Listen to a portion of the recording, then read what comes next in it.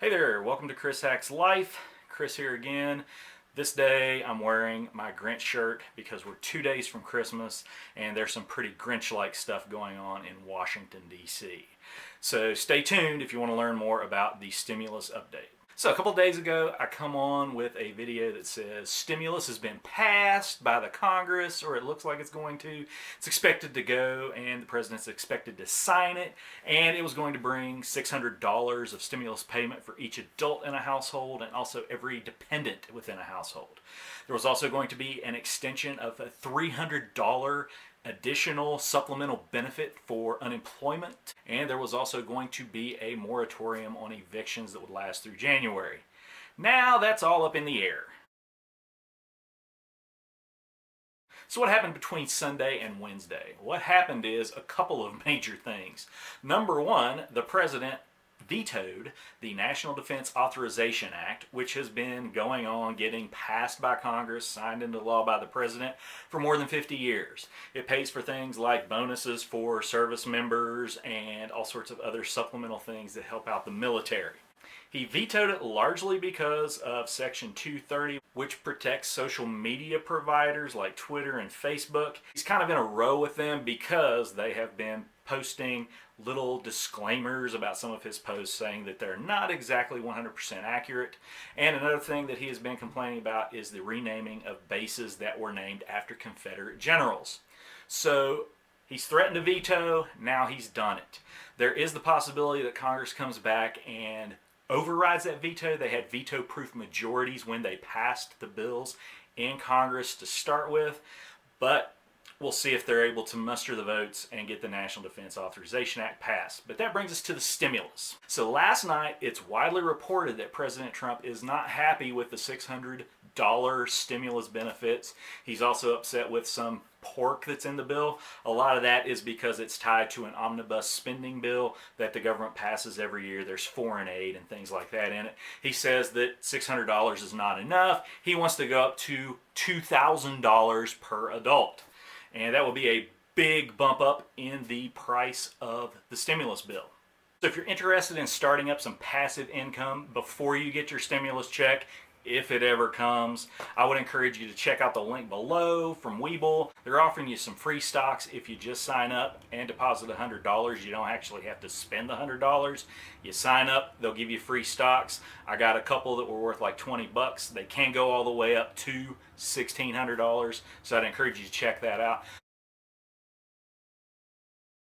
There's also a couple of credit card links in the description below, and they will let you get anywhere from $200 to $600 by meeting minimum spending requirements. But now back to the idea of the stimulus and the possible veto that's about to come out. All right, so Republicans in Congress are really upset that the president has threatened to veto the stimulus bill. They had been working with Steve Mnuchin, who's the Treasury Secretary. The argument is, the president could have come out earlier and stated his preference for $1,200 or $2,000. He actually has been, but Mitch McConnell wanted a relief package that was worth $500 billion that did not include stimulus. Certain moderates from both the Democratic and Republican Party got together. They hashed out a $900 billion package. At first it wasn't going to include stimulus for individuals. Then it does include stimulus for individuals, and the president seemed like he was on board with it, with Mnuchin, who's the Treasury Secretary and so forth, and now he's threatening to veto. One representative, Don Bacon of Nebraska, said that Trump threw the Republican congressman under the bus. He was called on the carpet for it. He says he wished he'd used different language, but he's like, yeah, that's pretty much his sentiment at this point. So there's a lot of consternation in Congress. Nancy Pelosi, for her part, after she heard that President Trump wanted to go with $2,000, came out and said, hey, we're game. So they were going to try and push through a unanimous consent for $2,000 stimulus for people. Now, it's going to have to get unanimous approval to come to the floor for a vote. Now, it would need unanimous approval from the House of Representatives to come up and then pass that, but it's only the House. Then it would have to go over to the Senate where it would be able to be brought up. So previous in the last couple of weeks, Bernie Sanders and Josh Hawley have attempted to put forth a bill that would have paid, $1,200. That was shot down on both instances by Ron Johnson, who is a Republican senator from Wisconsin. So that didn't go anywhere, and they finally came to the $600 agreement. So what happens now? President Trump's already gone to Mar-a-Lago in Florida for his annual Christmas break or what have you, so he can sit down there and do nothing with the bill. Mnuchin was ready to start printing checks within the next week or so, but he can sit down there. And there is the threat of what's called a pocket veto. Trump does not actually have to sign a document that says, I forbid this to go through, which is what a veto means. He can sit on it, and if he doesn't do anything whatsoever before Congress adjourns, that will mean that it's what's called a pocket veto. Now, he has 10 days to look at it, and if he doesn't sign it within those 10 days and Congress adjourns, it's over, okay? It will not go into law. The question is, will he let the pocket veto go through like that, or will he sign the bill?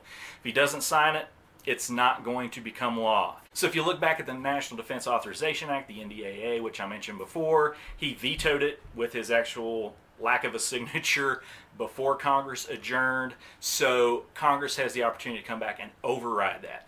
If there's a pocket veto, there is not enough time that Congress can override it. It basically is a dead bill. The new Congress will have to start over when it takes office on January the 3rd. Now, you may be thinking there are more than 10 days between now and January the 3rd. However, Sundays do not count. There are a couple of those mixed in with that. So the likelihood of getting this through, if Trump does not sign off on it, is slim and none. So that's bad news. That's why I'm wearing the Grinch shirt. So anyway, if you appreciated this information, be sure to hit the like button, hit the subscribe button, and so you can get informed when the next video comes online. Hit that notification bell. I want to update you with stimulus and also personal finance, travel, hacking, and credit card rewards. Until next time, this has been Chris Hacks Life. Have a great day.